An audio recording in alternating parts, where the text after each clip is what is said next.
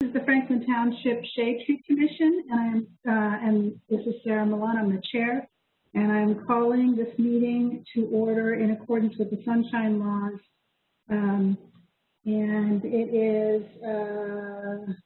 7:13 p.m. Okay, and in the interest of time, what we'll do is I'll just say your name that you're here. If you would just raise your hand in the screen, that will go a little bit quicker.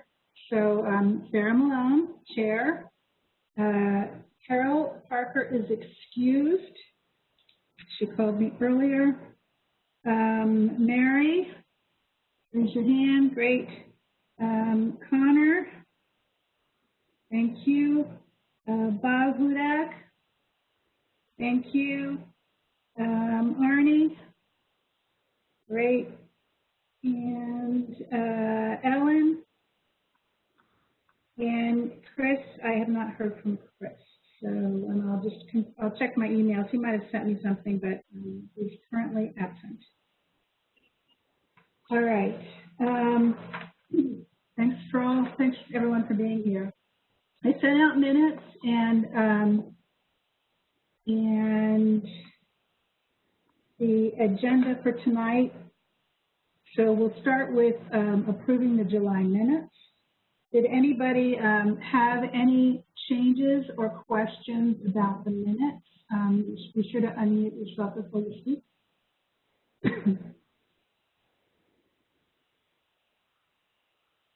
You can raise your hand if you need help doing that, but no questions, no concerns. Can't hear you, Arnie. Can't hear you. Unmute yourself.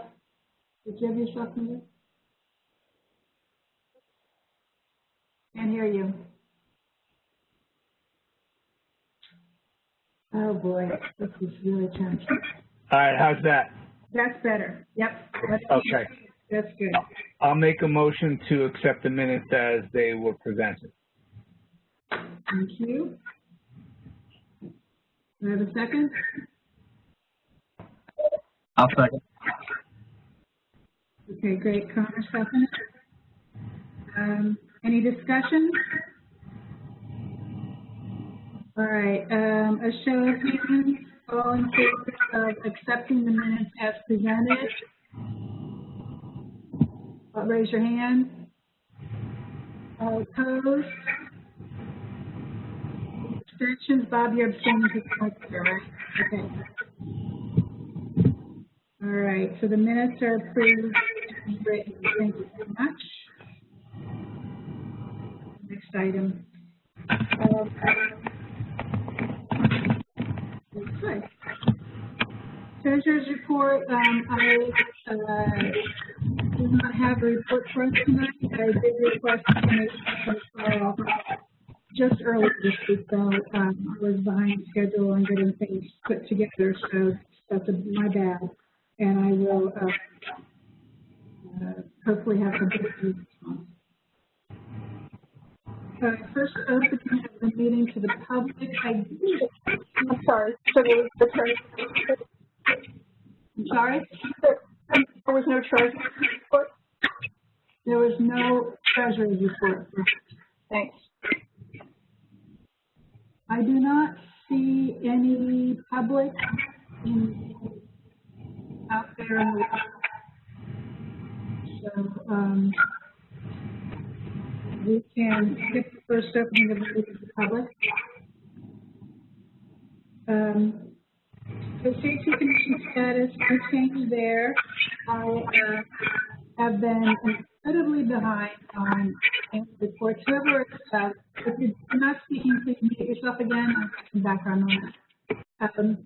But I've been very behind on COVID in all the world.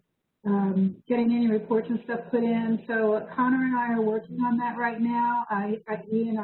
He's working on getting the CEUs that we needed from DPW to finalize the annual report. And Connor, after I get that from you, I'll have just a few more bits of information that I'll need, and I'll send you actually a spreadsheet of what I'm looking for and a sample of what we did last year. you can just match it up and send it forward. And I can talk to you more about that in this next week. I'll just follow up with you on email for that. And then we should be able to get that report filed and be done with the annual report for 2019. I did go online to the... I'm sorry, was that the CEU's status report? Or? So that's all part of the annual report for last year for the Urban Community Forestry Program. I'm incredibly behind on it, and I'm now working with Connor to get caught up. Okay. Just one thing. Yeah. So I'm going to work with my contact over at ACRT, who is the company that trained us. Okay. The one problem I think that we had was that some of the guys never submitted their CPR. So I don't know if we got their certificates that they passed. But they all passed, but I don't know if we're going to be able to get an actual hard copy certificate. But I will talk to my contact over at ACRT, and I'll just see if we can just get, all right, who attended and, did they pass or fail? I don't know if that could work instead. That would work instead, yes. That should be just fine. As long as it's like an official thing from them saying that these people actually attended, they actually took the course, and they were pass-failed accordingly.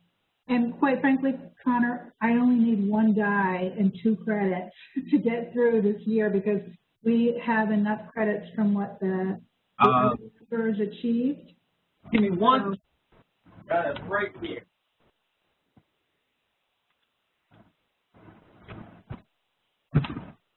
So if you want, I can send you, let me get that screen.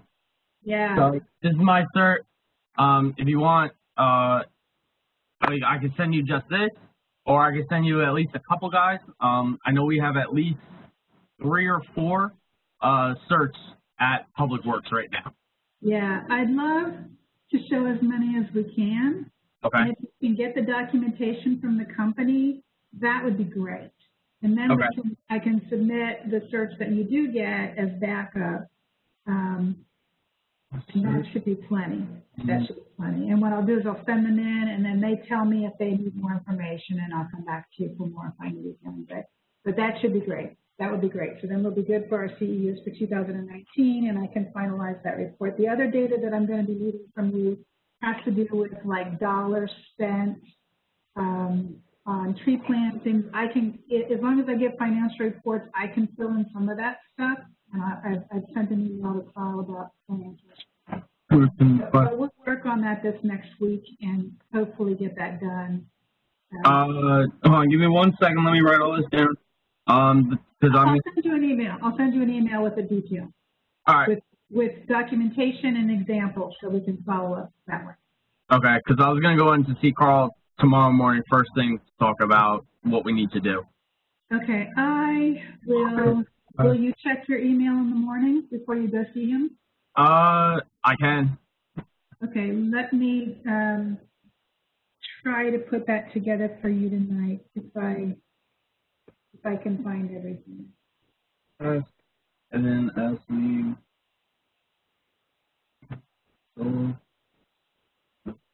so you're looking for the financials for the tree plantings that we've done, correct? Yeah, there's other stuff. I'll send you a list. Okay. Okay. Great. Thanks. So that will take care of the CEU and the commission requirements for 2019, and then we should get our 2019 leaf and our new flag and all the other stuff that comes with it. I did go online and looked at the status of other shade tree commissions around the state to see if they are even posting anything, and they haven't posted unless everyone that I looked at is in the same boat we are and hasn't submitted their reports. So I don't really, and I know from the emails that I've received about this that they're being incredibly lenient this year because of COVID. So, and from past experience, so they tend to be. Anyway, I'm not worried about us getting our accreditation. late. I just need to get it done. So, Connor, I appreciate that you're going to help me with that, and we will get it accomplished. Okay, on tree plantings, Connor, I don't know if you are able to give us a brief overview of what's been going on in the township in terms of tree planting and maintenance, and I'm sure you've had recently a lot of tree removals with the storms. So if you want to just give us a real brief rundown, that would be great. And then we can answer questions. All right. So brief rundown. No tree plantings yet this year. I thought we were going to do something in the fall. I could double check on that. And then, yes, we have been taking down a lot of trees. We've been doing a lot of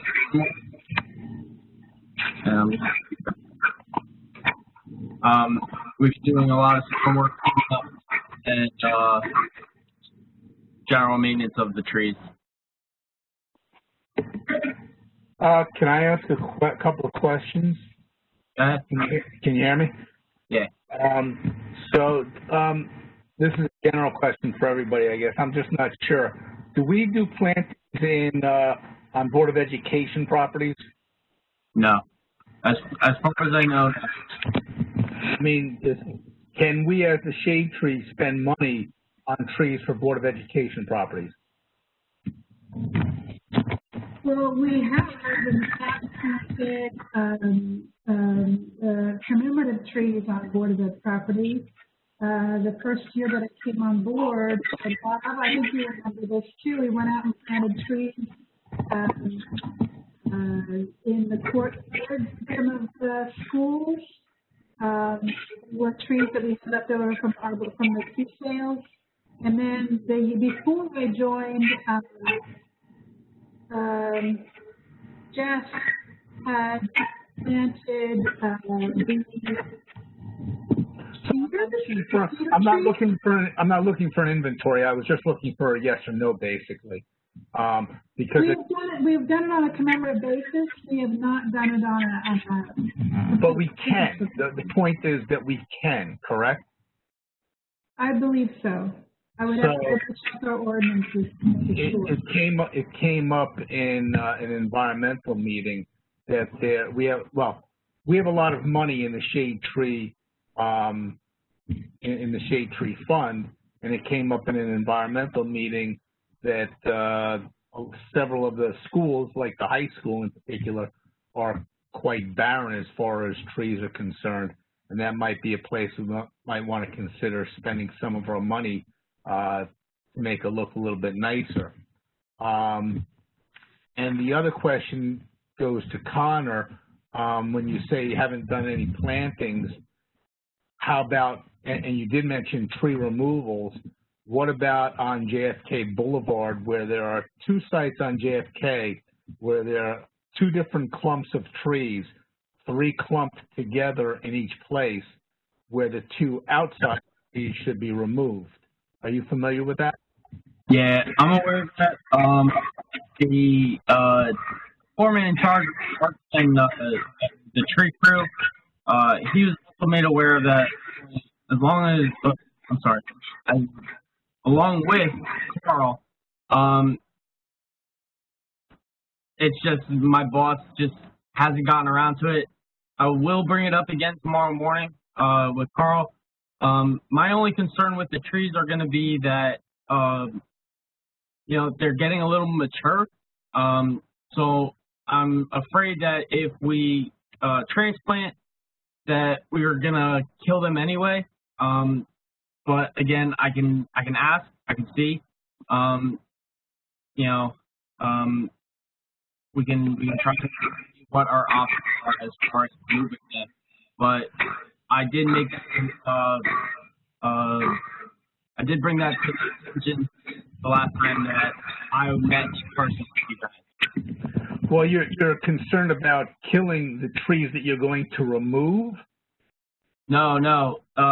So the two groups of 3 trees, you're talking about the outer trees that need to be taken out to give the center tree more room. Right. I think it's because they've hit the ground a little too long already, that they might they might not survive when we do the transplant. Well, we're not so much concerned about, or I'm not so much concerned about the trees being removed surviving, because if you don't remove them, probably all three of them aren't going to survive, because they're not close together. So if you remove the two outside ones, hopefully the one in the middle will survive. If the outside trees can be transplanted and they do survive, that would be a benefit. And there are a couple of places on JFK that there used to be trees in places and they were just and they died, and you can just see a little barren spot there. It's possible they could be transplanted to those spots. If they die, they die, but we need to get rid of those two outside trees in each of those spots, I believe. Yeah, so I think we did that maybe like a month, 2 months ago. We went down JFK, and I removed all the deader trees, and I left little stumps there. The only thing is we'll have to come through with like stump grinder, get rid of those stumps, and then we can transplant into those spots. Well, since those are relatively small trees, I mean, they have pretty small calibers. Isn't it possible to just take a backhoe and just take out the whole stump there? So one big scoop? Yeah, so I mean, we can do probably not a backhoe, just because like, the way it has to come in and dig, we'd probably end up using like the fork front end loader. Yeah, okay, that's it. Yeah. Okay. So I mean, we could always do something like that, and then I know they have like companies that have like tree seeds and stuff. Yeah, it's something that we can do as far as self-work stuff. But again, bring that to the attention of the foreman and call in the morning. Good, thanks, Connor. No problem. The comment on that, they have to be moved only when it's dormant. So that would be any time after leaves fall. So that should be during the winter. Also, what I would suggest to do now is to trim the roots around it. So meaning go out about 3 feet. So do a circle.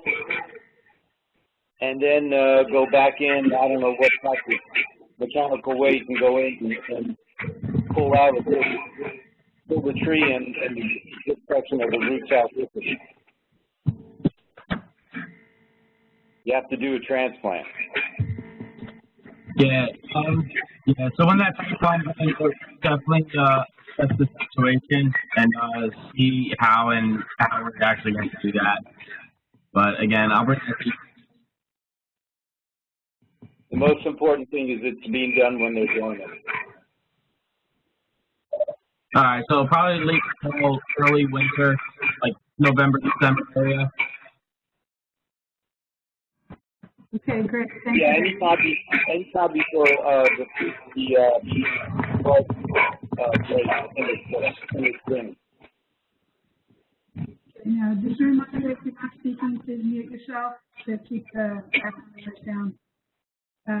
Okay, anything else for Connor on trees and tree plantings, or is there anything else, Connor, that you wanted to add about what was going on in the township? Let me just double check real quick. Let me see what we've been up to, if I've taken any pictures. Just give me 1 second here.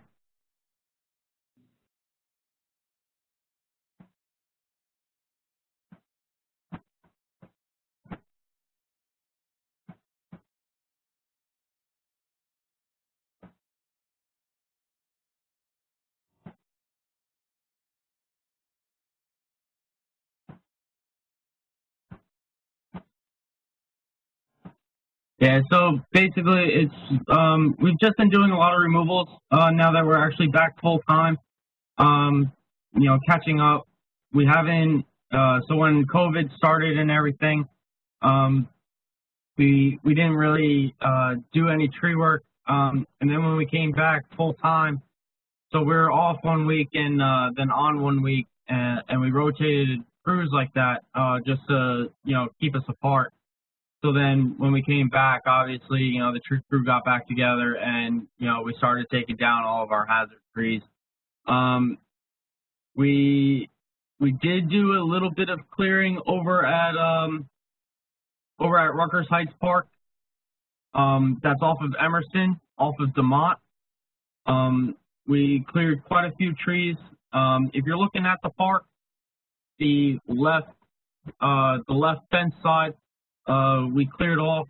The neighbor was complaining a lot, so we just decided we clear cut most of that stuff. There was a lot of vines, a lot of just heavy brush.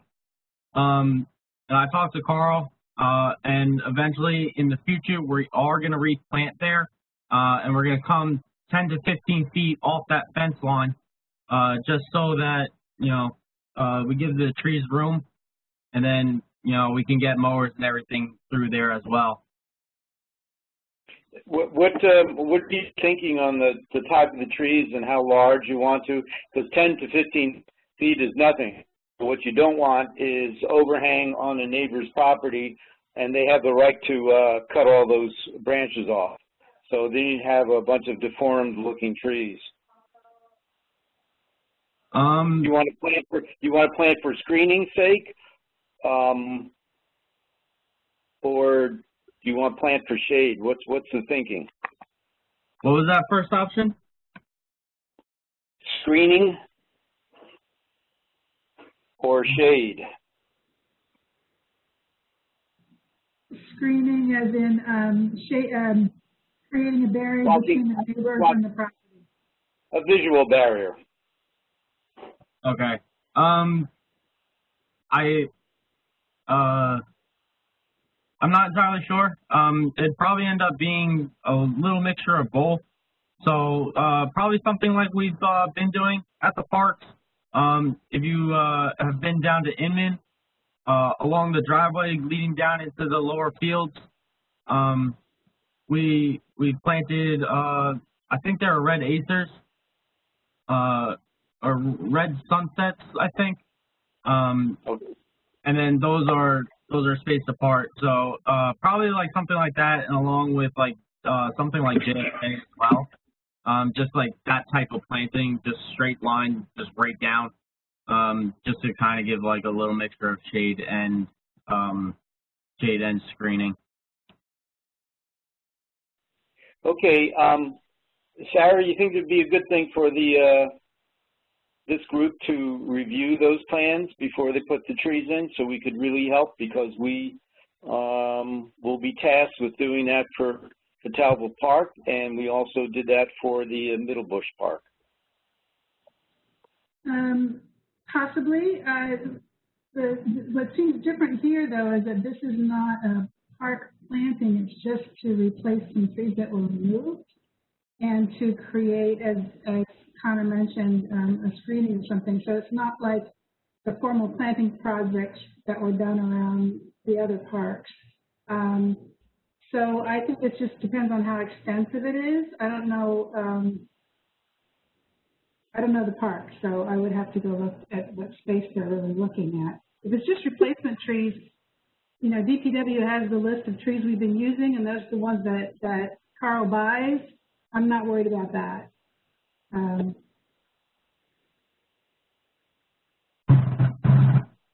I guess what I'm thinking about is usage as well too. So where do you want to put these trees? And there are other opportunities within that park, for planting trees. I would feel comfortable if we could just see what a proposal would look like, what they want to do. That'd be fine. We would need, let's see, Carl used to just bring an overview shot and talk to us about it. The difficult thing is that we can't sit in the room and look at it. So it would have to be sent via email, or we can all look it up, or I could pull it up on the screenshot and then Connor could talk through it. So sure, we can put that on the agenda for next meeting. And then, Connor, between now and then, you can take a look at a map of the area and show us where it's going to be planted. and we can do a screen share on a Zoom, on a WebEx meeting. Hopefully it's no more difficult than getting onto our meeting tonight. I don't know how successful we'll be, but we'll give it a try. Give it a try. Thank you. So, I mean, other than that, you know, that was one of our bigger projects. We spent like a week and a half there, just kind of taking care of that. And then in between that, that was on July 13th that we ended up doing that. I think that was the final day. And then from there on, we just kind of been taking care of some of the hazard trees in between the curb and the sidewalk. And recently all the storm work, but for Public Works Street Crew, that's basically been it for us. Okay. Great, thank you. Any other questions, or we'll move on? Okay, we'll go on. Thank you, Con. Okay, let's see. No new hazard tree inquiries. Ellen and I are working on that. Well, it's not a hazard tree. That's just a tree inquiry. So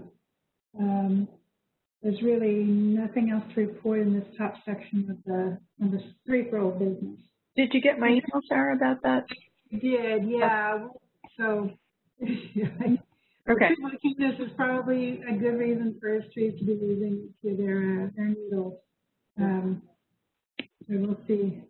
You did not get a chance to go by it, right? No, not yet. I mean, I am, you know, I plan to. I'm very interested to see if my conjecture pans out. But I mean, I should. For everyone else, it's a site in Franklin Park that I mentioned at the last meeting that the homeowner had said is blue spruces, right? Blue spruces were losing their needles. And I knew it was sort of in Ellen's neck of the woods, so I asked if she could drive by, but I just sent her the information earlier this week. And she looked it up on Google Maps and found out that his mulch volcanoes are actually visible from space. So it's probably something related to that, as well as she did a little further research to find out that there is a spider mite. Is that what you said? A spider mite that affects them as well? Could be. I mean, I think that would be not unlike, you know, the dwarf Alberta spruces that always get spider mites. They just seem to not get them. But I was surprised about hearing about this problem at all, because I think Colorado's blue spruces are tough as nails, and you pretty much, they thrive on being ignored. So, I hate to say, I thought it was noteworthy that he really did have large diameter mulch volcanoes. They weren't very high, but they were wide, and they really were like lollipops, you know, the trees sticking out of the deciduous trees. And so just a quick search resulted in, yeah, there are some fungal diseases that spruces get, which I was surprised about, and I mean blue spruces. And I just thought there's got to be some combination of, it's got to be some kind of cultural practice that would have contributed to that. Sure. So once you have a chance to figure that out, we'll draft an email to the gentleman and try to close that out. So thank you for doing that research and taking the time to do it. Appreciate it. Okay, public information, education, events, community outreach projects, number 4 under old business.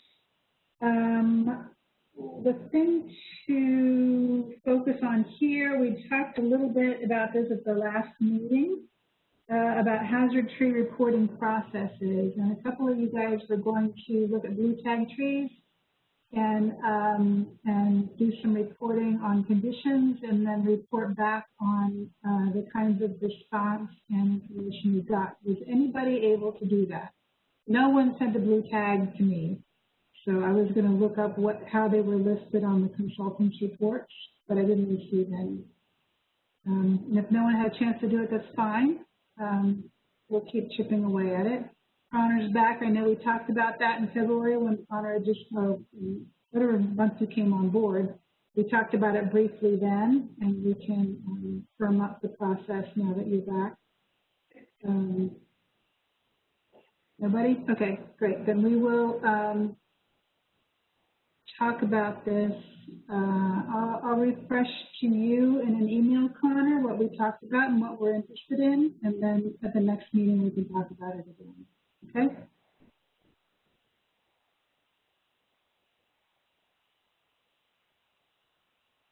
Make a note to myself to do all of that. Okay, great. Website updates, my bad, I'm still behind. My focus is getting that annual report done, and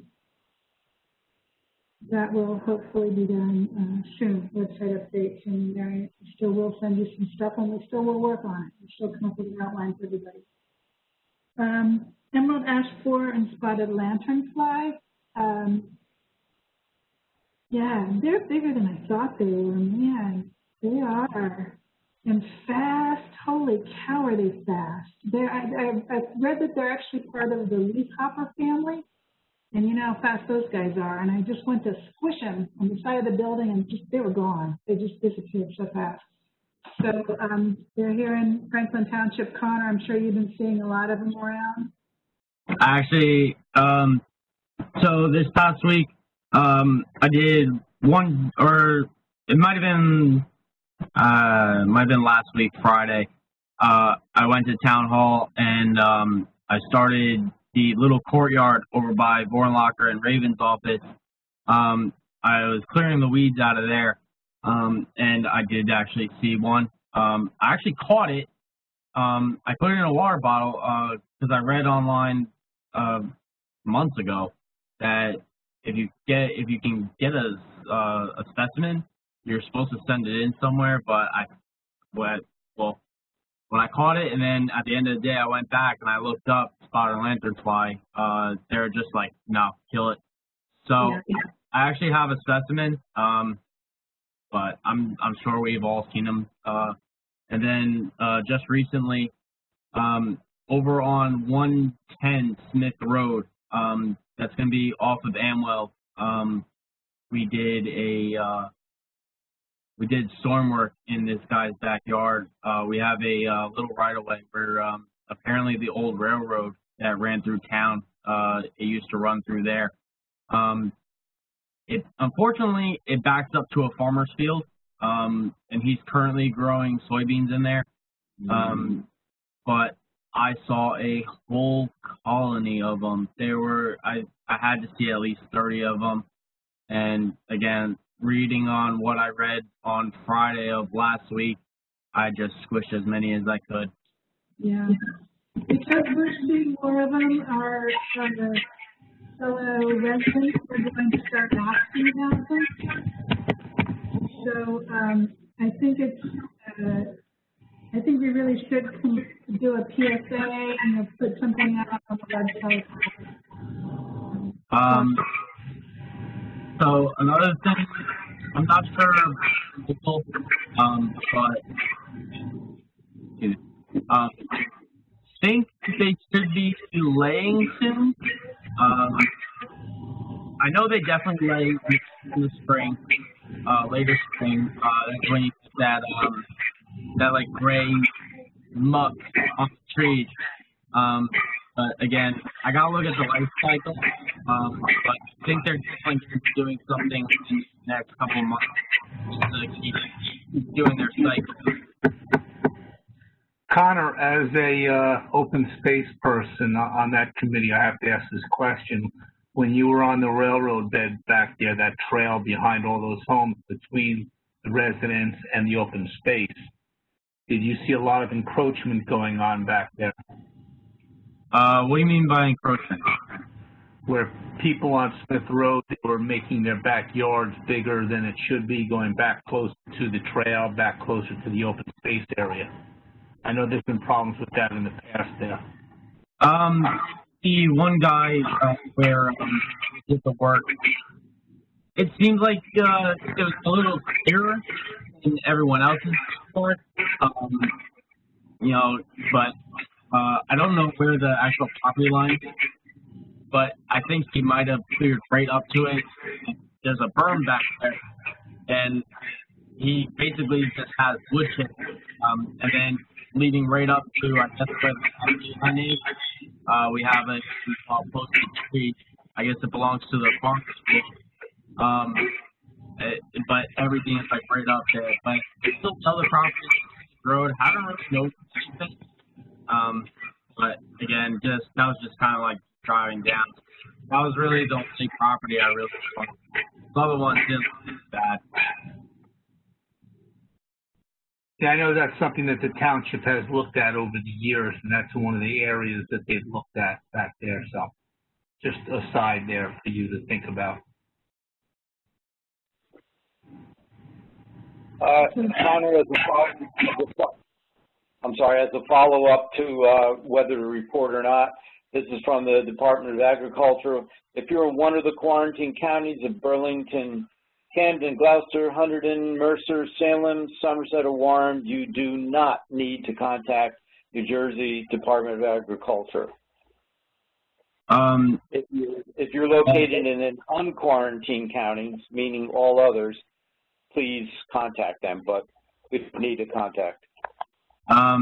So I live over down Franklin Boulevard in Easton Ave. So I'm right on the border of New Brunswick and Middlesex County. And I've been, now that, I've started seeing them more on DeMont Lane, I know it's only a matter of time before they move down towards me. And I've just been keeping an eye on my own property. I'm backed up to the woods, and I got a creek running through the back of the house. So I'm just kind of keeping an eye on the property, just kind of double checking, make sure I don't see anything. Because, like I said, I'm backed up right to New Brunswick.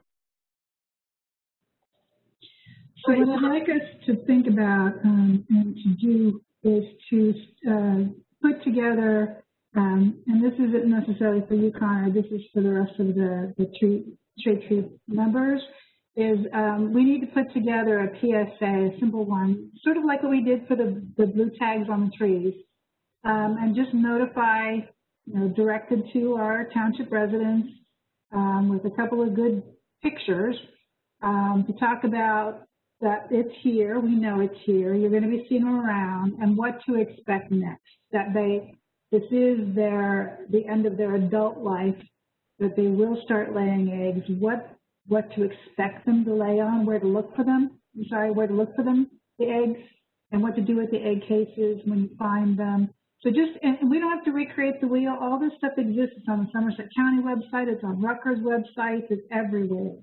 And I'm looking for one of you. I am still very focused on getting the end report done, and I'm working on the website next and a few other of the administrative details that I need to deal with. So I'm looking for someone else to volunteer to do a one-pager and send it around for comments and ideas, and we can talk about it, approve it hopefully at the next meeting, so that we can send it to the township, to IT department, to and ask them to push it out on the township website and to the listserv. Do I have a volunteer? I think I could do this, Sarah. I just put into the chat the link there about creativity. I have a good article in Virginia.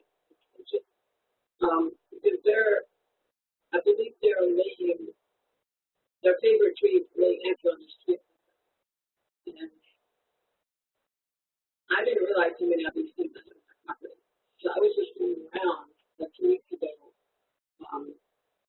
because I read in the article that this is the time of year when the herbicide on them goes down into the breeding market. I tried putting them back in the spring, and they just came back to my part. So, so that article was there. How much can we say in our information?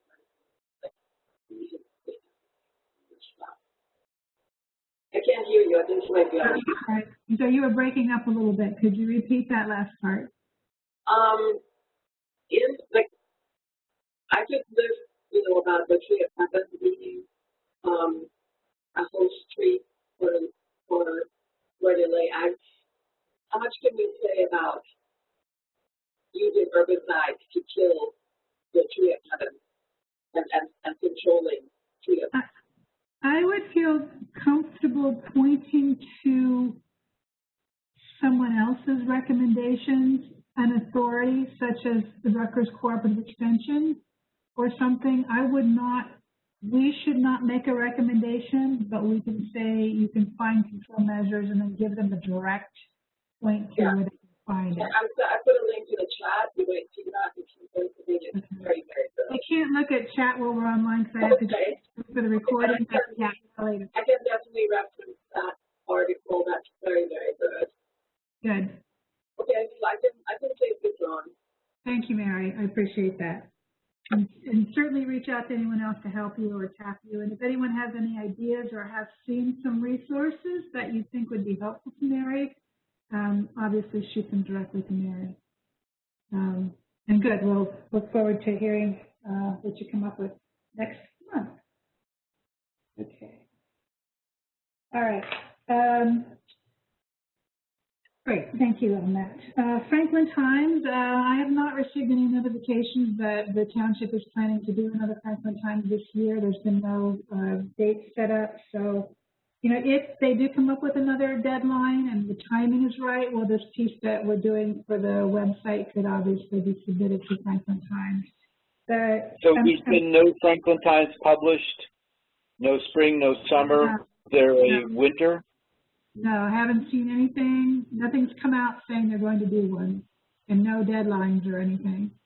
So I'm assuming none until I hear otherwise. I'm assuming at this late date, it's either going to be a really quickly produced fall issue, in which case we could use the spotted lanternfly article for it. And if it's for later, like in December, well, we'll come up with something then. I don't know that we have anything. We'll talk about that later. As soon as I hear.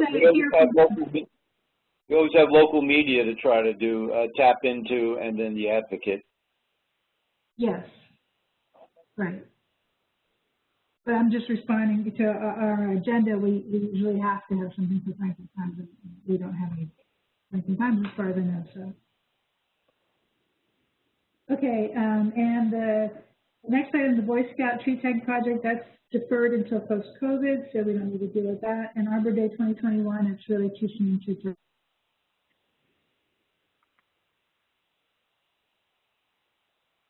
Uh-oh. Froze. Hello?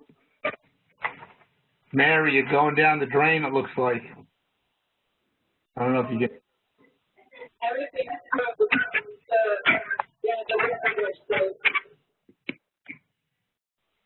I just froze.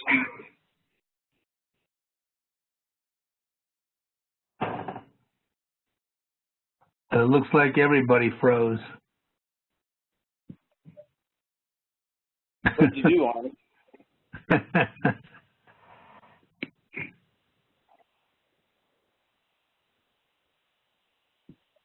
Wow. What do we do? I think somebody has to say Simon says do something.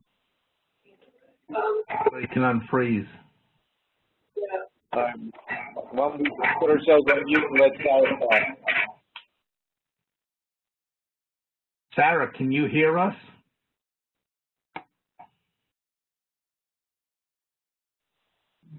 I think you and I are over there. I think Sarah was attacked by the spotted lanternflies.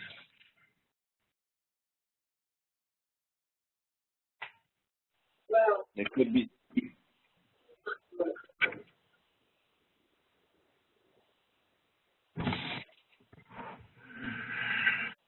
Looks like we're all frozen. I wonder if we could sign out and try coming back in. That's what I'm going to try to do. I'm going to sign out and try to come back in. Bob, I think Tara just put it out.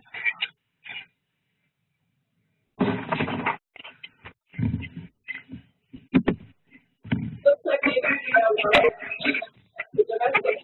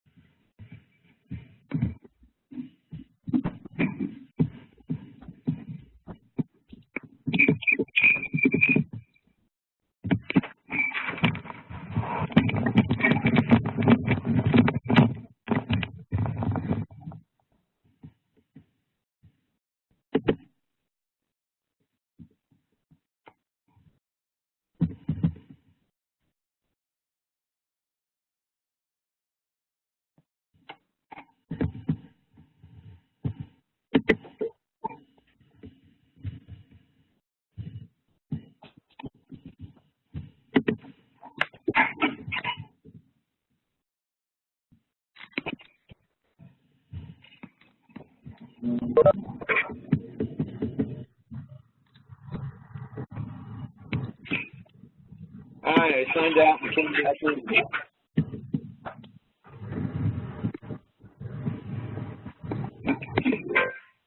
Can we see each other? Here anymore, so I'm hoping to back there. And we can get it off.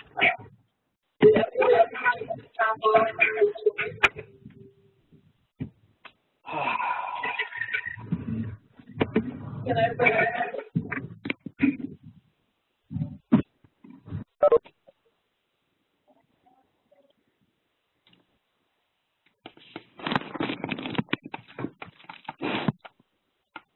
I'm back. I signed out and then signed back in. Hey, Bob. Arnie and Sarah are still out. So. Colin, you sound the clearest I've heard you all evening. We just lost Mary. Wow. I was going to say maybe we can just text them and tell them to sign out and come back in. Anybody have their numbers? Negative. You know what? I'll drop a note to Sarah. I can't do 2 calls at once. Can I text? Yeah, let me try texting.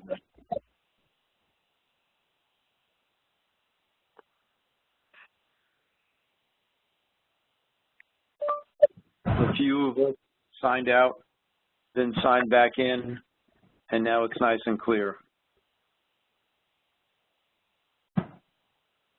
Connor is with me. Helen. Period. Perhaps you can text the rest.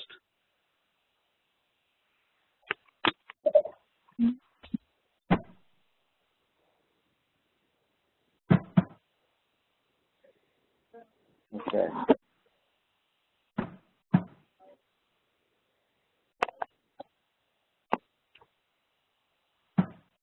Okay, I'm back on.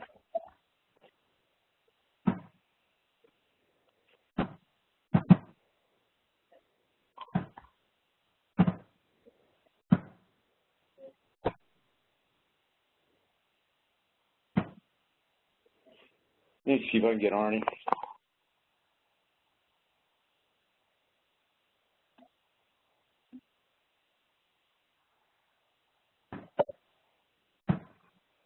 See if they make it in.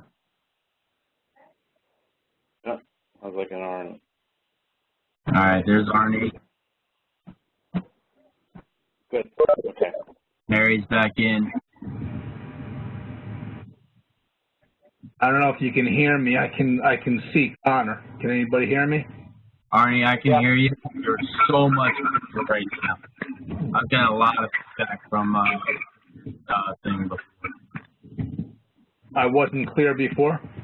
I mean, I heard you, but it wasn't. No, Goodness gracious, Charlie. The only person that I see is you, Connor.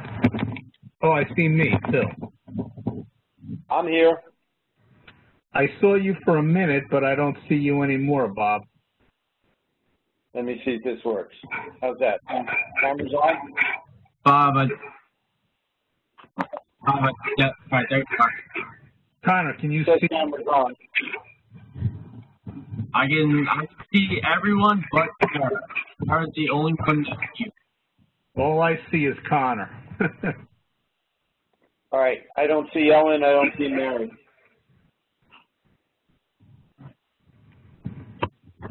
That's Sarah again. All right. It looks like Sarah's coming back on. Oh, who's that? All right, now I see everybody but Sarah. I think Sarah's coming back on. Can you hear me? I hear you. Mary, I hear you. Okay. I mean, you were speaking really well, but as soon as you were not speaking, there's like a whole lot of like noise. I'm sorry, Mary, I couldn't understand that. What was that? When you're not speaking and your speaker is on, there's a lot of background. Yeah, you know, there's a unmuted. Now you muted yourself. Okay. Okay. All right, can you guys hear me? Yeah, but can't see you. Okay. Yeah, sorry, I lost my internet connection. I don't know why. Spotted lanternfly. Yeah. Everybody's visible except you, Sarah. Yeah, I can't figure out how to get myself back in. That's okay. We know what you look like. Okay, that should be not. Yeah, am I in there? There you go. Okay. There you are. Okay. Well, sorry about that. Oh, yeah, let's see if we're recording. Recording. Yeah. Okay. Fortunately, we're almost done. So, landscape guidelines for development applications. Bob, do you want to talk to us where you are with that? Yes, indeed. In your boxes, everybody. I'm sorry it went out late, but I guess about an hour ago I sent out an overview. So if you can open up, that'd be great. It's an attachment to an email. I'll give you a couple of minutes. If you can't get it, that's fine.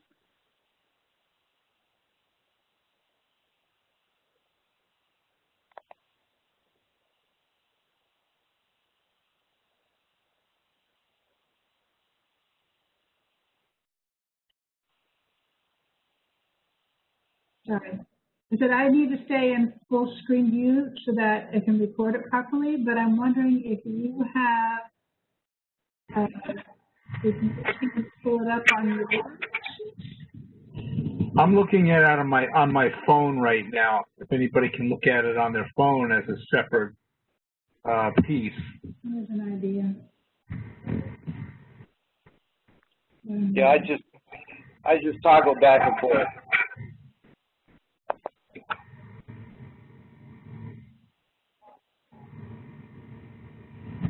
Okay, let me know when you're ready. I can just run right through it. I have it open. Go ahead. Yeah, go ahead.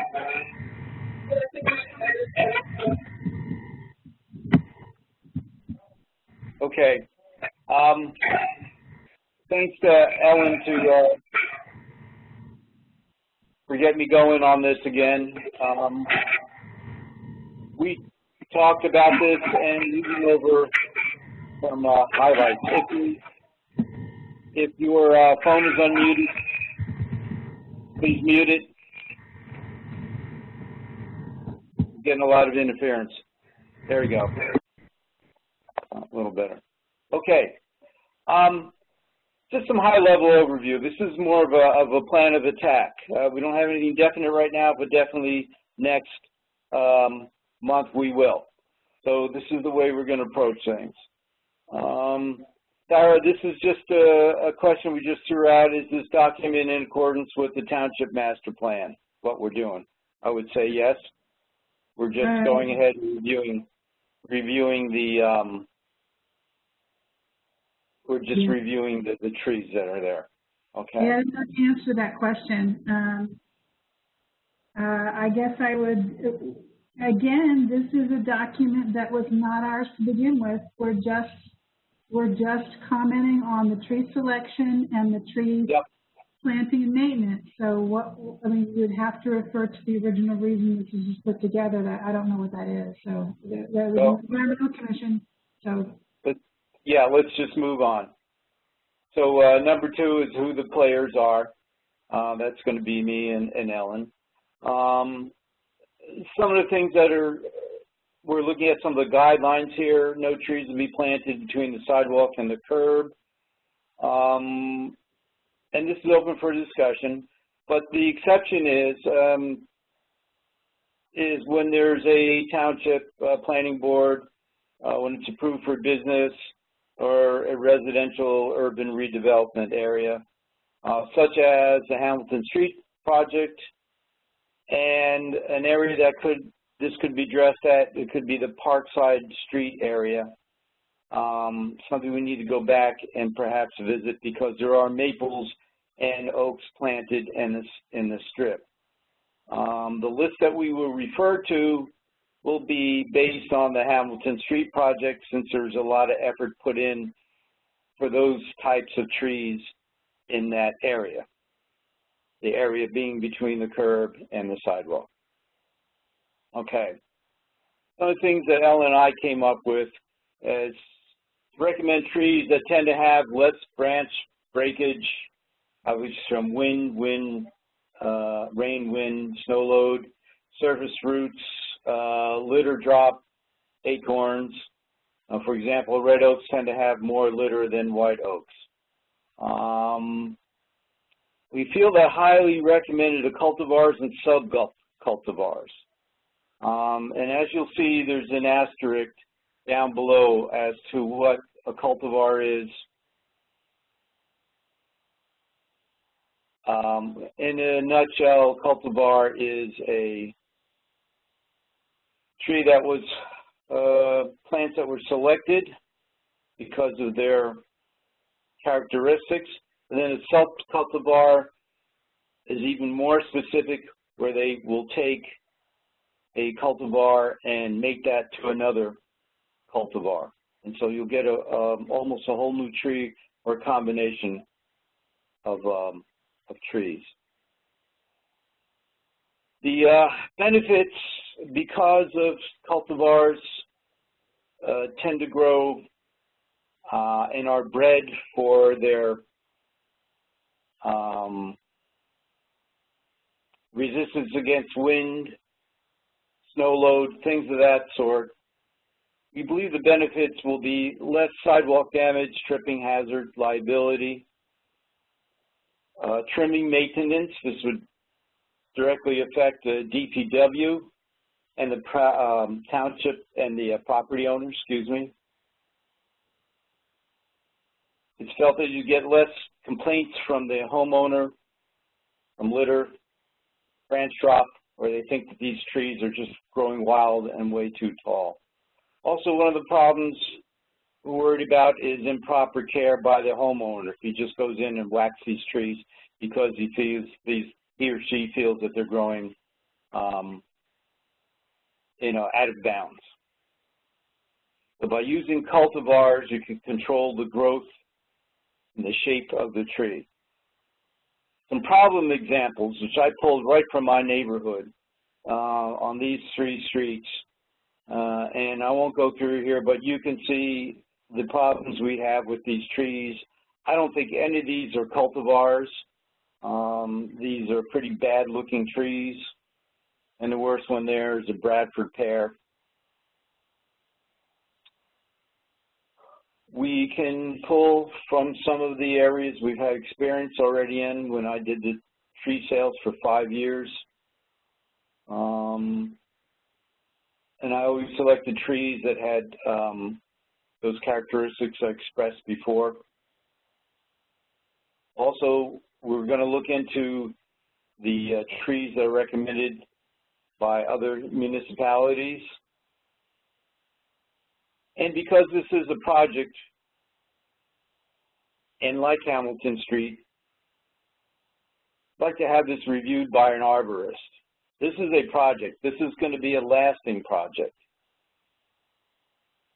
So as was done with Hamilton Street, there were consultants, which in a sense is us, but they had an arborist there to look at the selection that we had a hand in.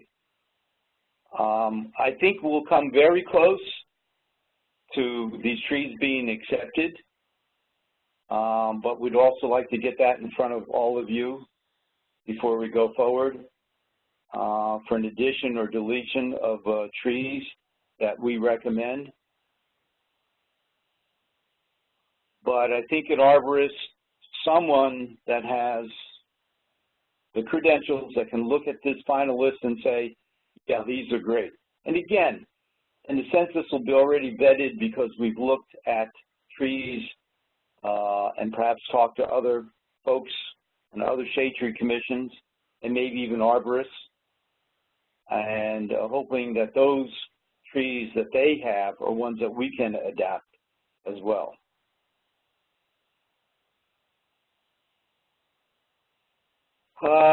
We have a fund. Yeah, so I like the idea of finding a neighboring township that's already paid an arborist to do this work. It's already paid a consultant and just pick off of their list that's already been approved rather than spending our own money for it. So I think if we can find someone that's done that already, and that, you know, you also have, you know, recommended trees, maybe Rutgers could review our list. Jason Grabowski and his team could do it, who's on the Shade Tree Federation. So there might be some ways to do this without paying for it. Just a thought. Just a thought. Oh, no, that's an excellent choice. In fact, I guess instead of arborists, we could have used the description of someone in the know. So let's say that someone who can do this school, you know, university, who knows what type of resources would be available to this. Yes, absolutely. We don't have to spend money. But like I said, between Ellen and I, we're going to vet this. We're going to look at already the lists that are out there. So I think we're going to come pretty darn close. I just wanted to say that since we spoke, I looked and am currently comparing Montgomery Township, Princeton, Highland Park, and South Brunswick. New Brunswick didn't have anything on their website. I mean, these were things that the shade tree commissions of those towns had posted, and some are short, some are, South Brunswick has the longest, which kind of blows my mind. So I'm still in the process of doing it as an Excel spreadsheet so that it can be sorted, and it'll just have the municipality name at the top and then the list of trees and just a checkbox where each town, you know, cross-reference it.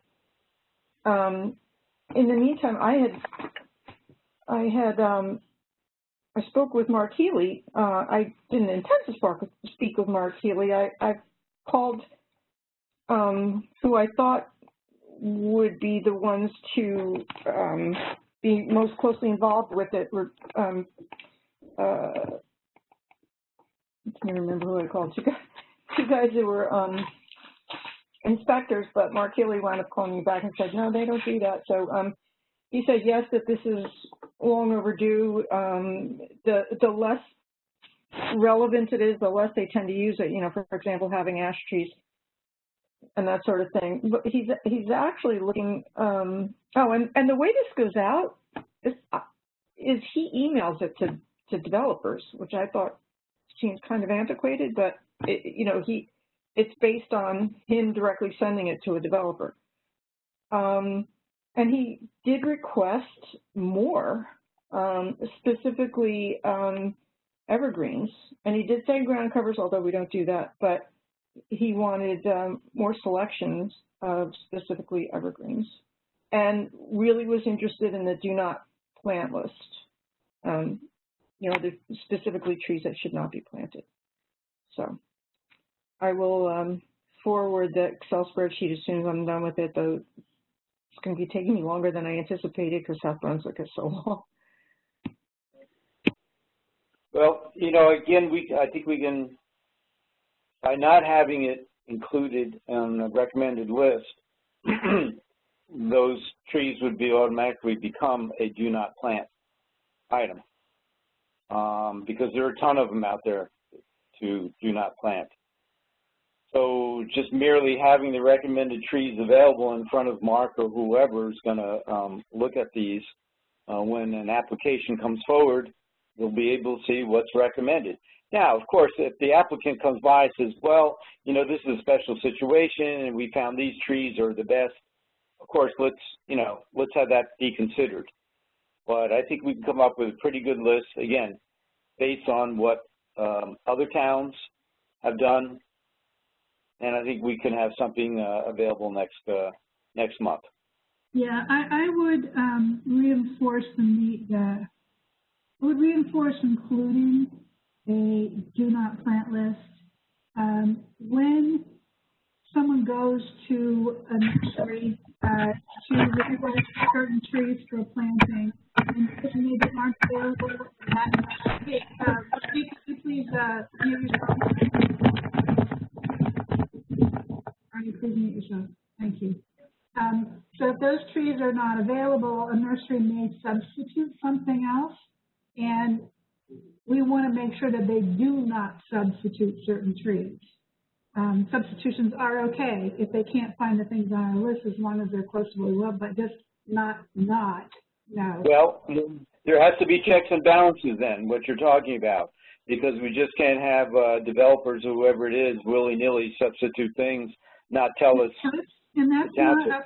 That's really up to the planning board to deal with. But if Mark wants a do not plant list, we should give him a do not plant list, because that's a very important tool for him to have. So, and that's not hard to do. We've got New Jersey Invasive Species Strike Team that has a do not plant list. We can just we can whip that up. Yeah. It doesn't require research. It's just looking up what everybody else around us is doing and making sure we've got a good one. I lost you. Can't hear you. I'm cranked up all the way. I just really would like us to have a do not plant list as part of that. Can't hear you. I can hear Sarah. Oh, there you are. I'm sorry. Go ahead. Okay, so do not plant list. Right. Okay. Okay. Essentially, this already, we can just throw that together. But again, I think one of the problems that we have, and again, with the stuff that was put into my development 30-some years ago, the sidewalks are horrendous. The litter is horrendous from branches and sections of trees coming down. Tripping hazards, and then we have to think of the DPW. You know, we're pushing to have trees. We'd like to have this lovely canopy and everything, but resources only go so far. So if we can be smart and put in trees that will stand up to those conditions, rain, snow load, wind, and keep a good shape, I think we're way ahead of the curve, because come down my street and I'll show you perfect examples of what not to plant. Any questions? Bob, I have, can you hear me? Yeah. Okay. After Sandy, we lost, in that storm, lost a lot of evergreens.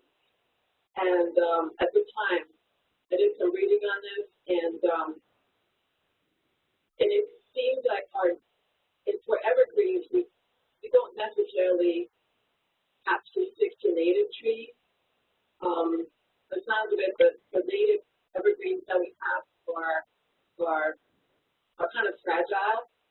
shallow rooted, and so that they don't stand up to these big storms as well. So I know in general we have the kind of an intent to only recommend native trees, but I think for evergreen it would be good to look into others. I think I read the Norway spruces. They grow nice and big and tall, and I think a lot of them were lost in the storm. Not that there's anything wrong with them, but just keep that in mind that non-native trees can be the same.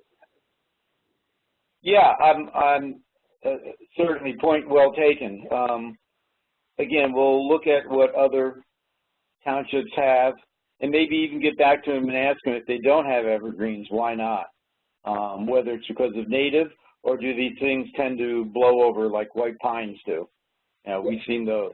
And the problem with the white pines, everybody went crazy last 20, 30, 40 years of putting these things on berms, which is the absolute wrong thing to do. They die and never develop roots, and they go over.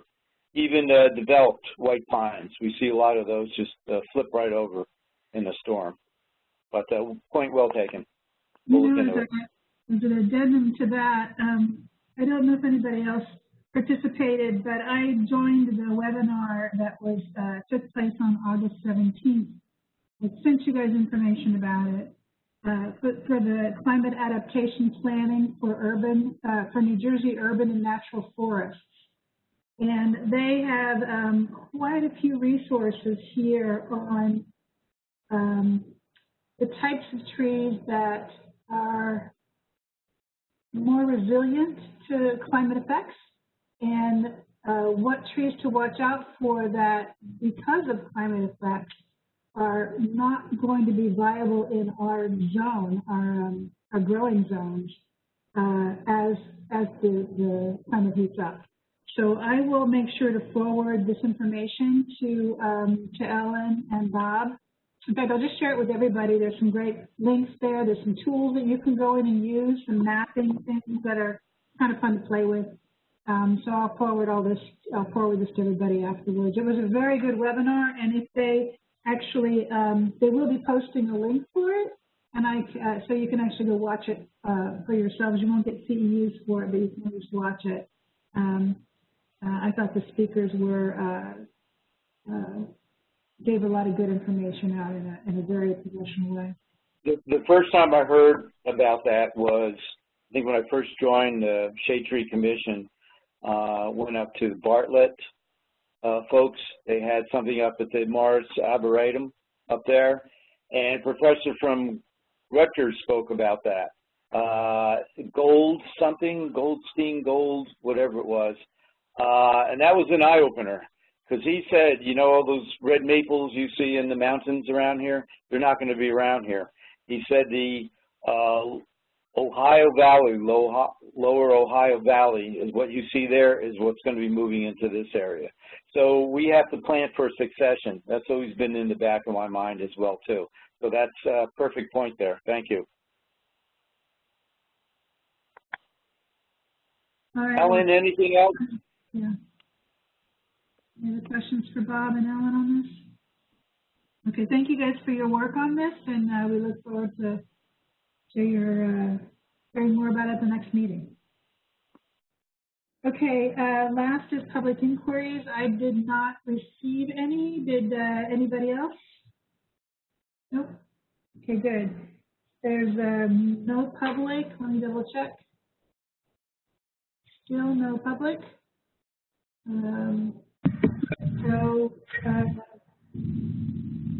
I have business, Mary, if you can hear me. I can hear you.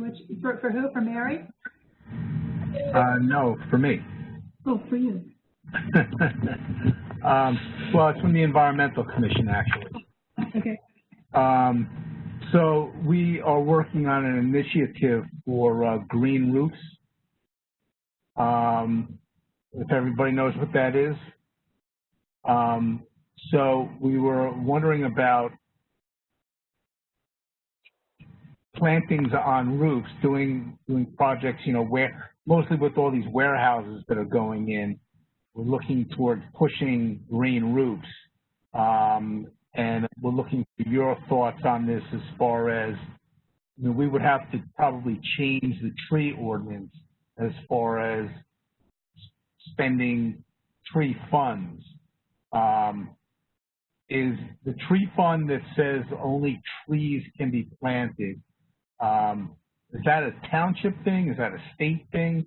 How does that work as far as the funds? How the funds can be spent? I would have to read up on it, Arnie. I don't know off the top of my head. Our shade tree commissions in general are under state regulation. That's why we have to file, you know, reports for the state. You know, all of our CEUs are ruled by the state. It's a training program that enables the township to have liability insurance for tree damage. Which is the bottom line of why we exist.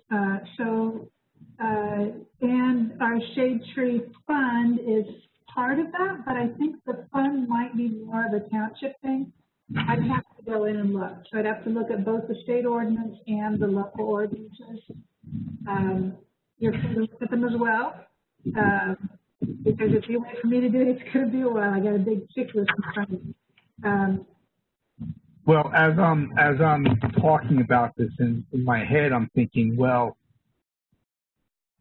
okay, no, I'm thinking of something else. I would put to this group priorities. If we find out that it is something that could be paid for with shade tree funds, I would take a look at what our priorities are for, you know, given emerald ash borer, given the unknowns of the spotted lanternfly, our need to replace trees that are being cut down because of emerald ash borer, and whether or not planting green roofs gives the same effect that we need to have with trees, shade trees. It doesn't. Well, there's actually two parts to it, actually. Now I'm thinking, as I'm hearing myself speak and hearing you speak, in that it would be spending money out of the tree fund, but also spending it on private property, which would be a no-no. That hadn't come into my head when I started talking about it, but that's another issue right there. If you were putting a green roof on the DPW building, that might be another discussion. But... Right, exactly. But if anybody has any thoughts or wants to add anything, has anything to contribute on that idea, I'd be happy to hear from you. Thank you, Arnie. Good luck to the Environmental Commission on that. That's an interesting idea. I like green roofs. I think they do a great deal of good in terms of capturing stormwater runoff, filtering water, and also alleviating heat island effects. So those are important things in climate changing world. Yeah, stormwater runoff was a big part of the initiative. Yeah. Okay. Thank you. Does anybody else have any new business or announcements? I just have I know, Karen, in your email, you sent a reminder out to folks to send me their CEUs and their hours of what you're doing. So if you could do that, please just continue sending me information. I looked up my records. Right now I have one certificate from Arnie. I thought, Sarah, you sent me one, but maybe you didn't. Do you remember? I'll look. Okay. But anyway, I haven't collected it at this point. I'll collect it and I'll check with everybody later, either next month or the month after, to make sure that I have everything correct. Great. Thank you. Thank you for doing that. Hey, Sarah, just one thing. While we're on the topic of CEs, the tree crew is currently within the next couple weeks.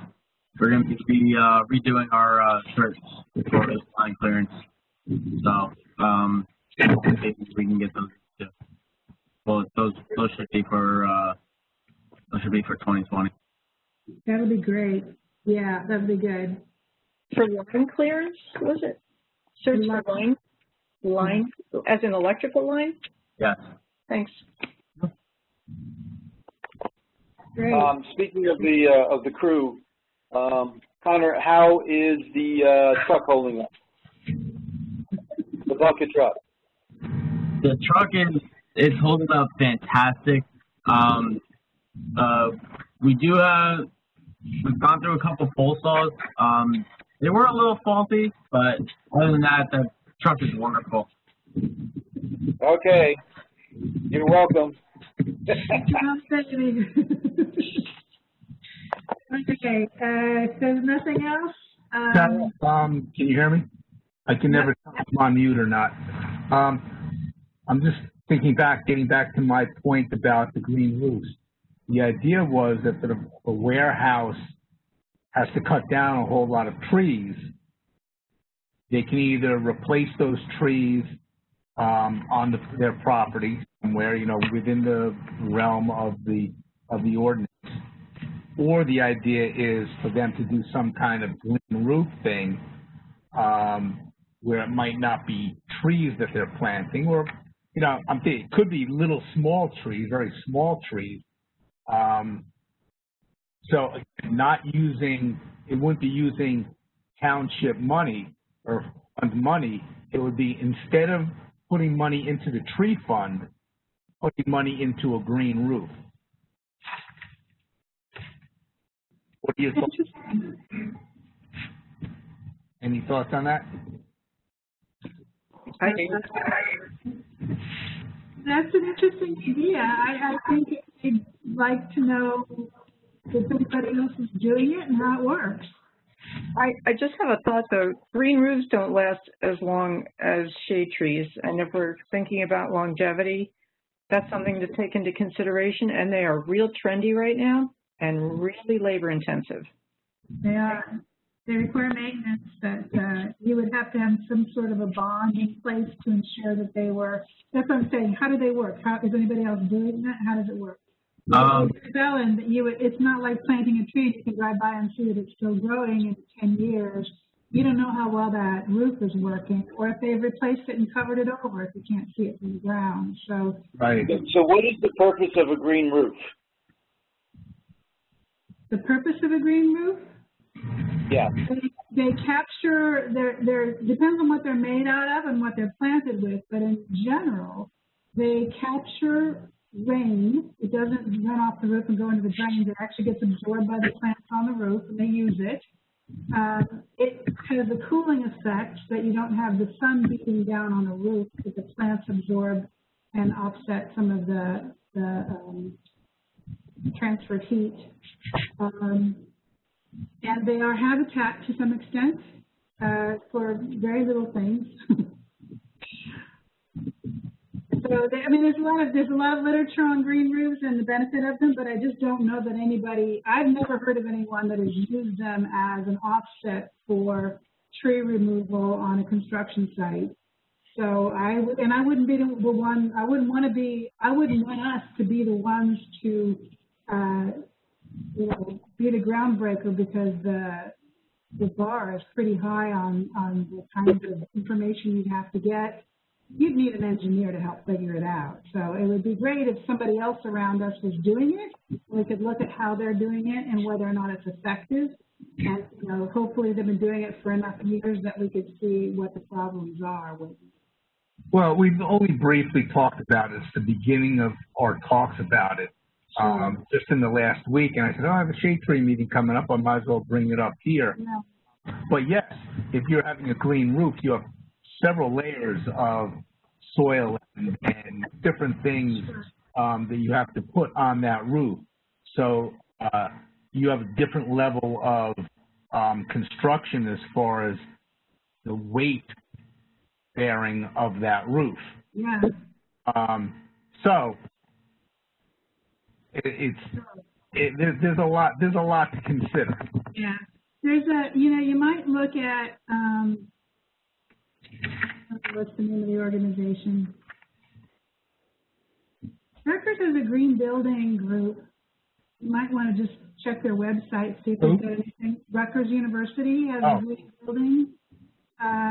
a bunch of people that are working on green buildings. I think there's a group over at the Boston School, and there's, I think, a group over at engineering. I think there's a lot of collaborative work between them, among them. And you might just with a web search with Rutgers and green roofs, you might come up with something that would be worth following. Maybe some resources. Excuse me, I'd like to interrupt for a minute. I just got a flash on my phone that there's a severe thunderstorm warning out to about 9:15. FYI, in case anybody needs to secure anything. Okay. In the car window. There's a lot of lightning outside my window right now. Yeah. Yeah, I'm ready to wrap up anyway. Does anybody have anything else? Just one thing on the green roofs. So someone local, 20 River Road over in Piscataway, Highland Park, they actually, they kind of did one. So up on the building there, they got, it's not very, it's not huge, but it's like a little grassy area. Yeah. That's the Environmental Center at Highland Park. That's where New Jersey Native Plant Society meets. I know I've been in there many, many, many times, but it does belong to Highland Park. In fact, that whole strip of land does, including the building. Yeah. I have some personal experience at Rutgers on the campus. The nuclear physics facility is like kind of built into a hill, and it has soil on top and trees and whatever. And I just remember working in there and having like hundreds of centipedes running back and forth. So I have no love for the thing. That doesn't sound like fun. Pay attention to. All right. Well, if no one has anything else, then I'll entertain a motion to adjourn. Anybody? I'll make a motion. Okay, I motion to adjourn. Okay, so Arnie said to adjourn. So Bob, you're seconding? I do. Okay. Anybody have anything else to say? A discussion? All right. Everyone in favor of adjourning, aye. Raise your hands. Any opposed? I don't see any hands. All right. I adjourn this meeting at, what time is it? 8:41. 8:41. Thank you, everybody, for bearing with the loss of connection, and we'll see you in a month.